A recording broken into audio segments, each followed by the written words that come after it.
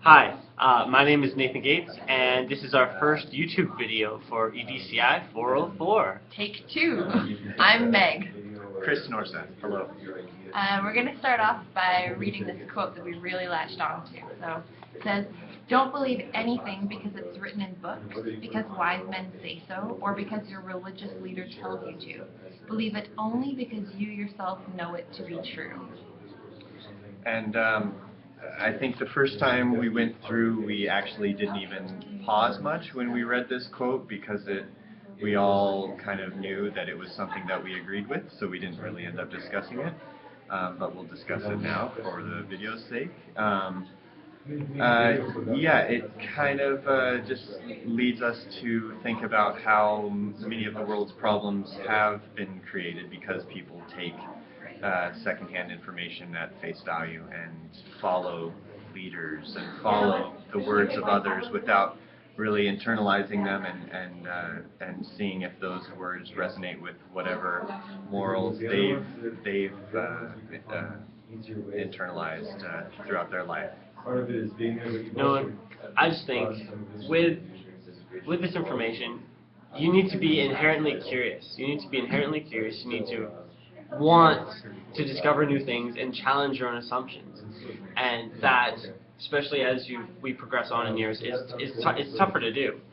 Which means that as social studies teachers, it's our job to allow students and have them excel at challenging their own assumptions, at challenging their own worldviews, at having the opportunity to go home and challenge their own parents and say, this is, and confront them with a different worldview, just so that they can try and gain a bigger picture of the world itself. And sorry, if you want to say something. One more point. Also have to consider the perspective of us as Western educated citizens who have the ability to question, and with the internet and all the access to information that we have in our modern age, and maybe just kind of our new generation that doesn't accept things at face value and doesn't accept the government's word or the institutions that say that they have their the citizens good that they're considering everything like that. So we have the privilege to know to question things, and so therefore we kind of have the responsibility to question things. Yeah, I like that perspective.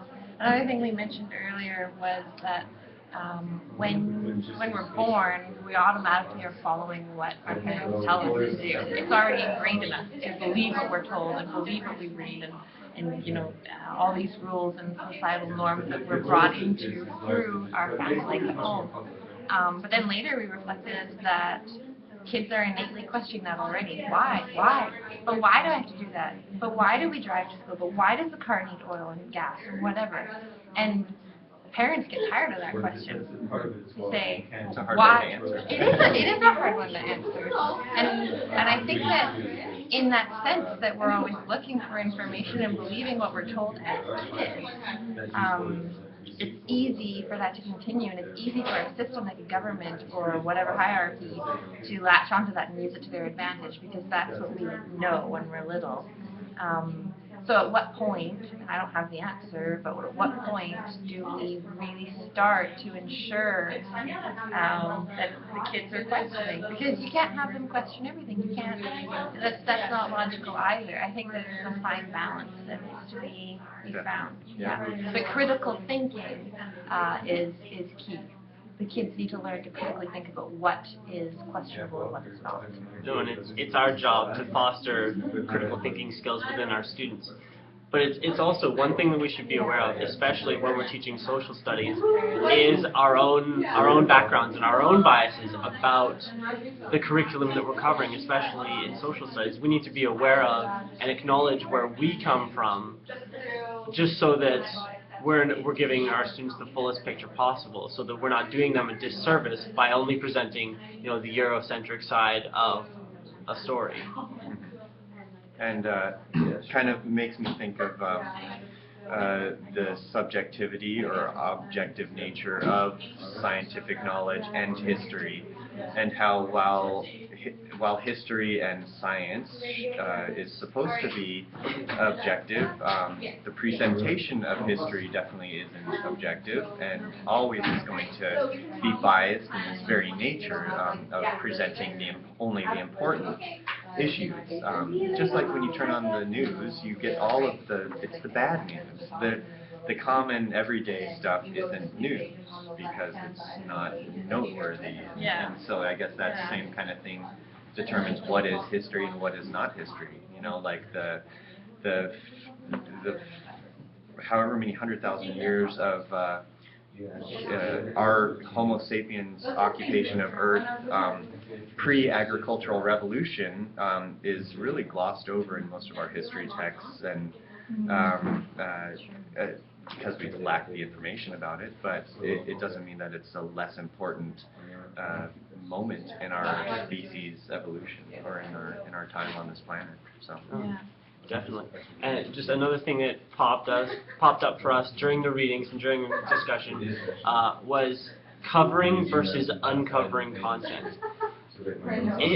Social studies curriculum, it's meant to be infectious. It's meant to cause them to think. It's meant to innately allow them to be curious about something.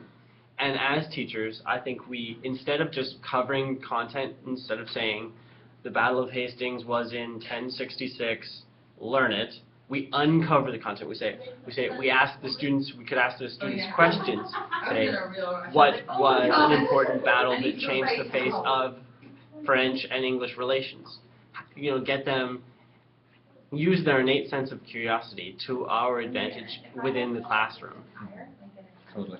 A good way of stepping into project-based learning, I think, is by doing that. Is to get them to question and go down this alley of inquisition and to see where it leads, and especially with the internet, you know, now that every kid can access this wonderful resource of information, you know, you can really discover neat things, and our students will hopefully be presenting us with ideas and information that we didn't even consider when we might have assigned them the project.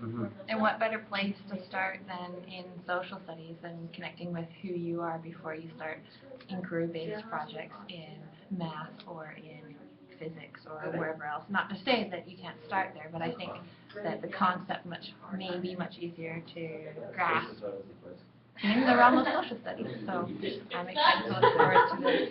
I am looking forward to this class and seeing where it's going. Do you guys have anything else to say before we wrap up? Nope.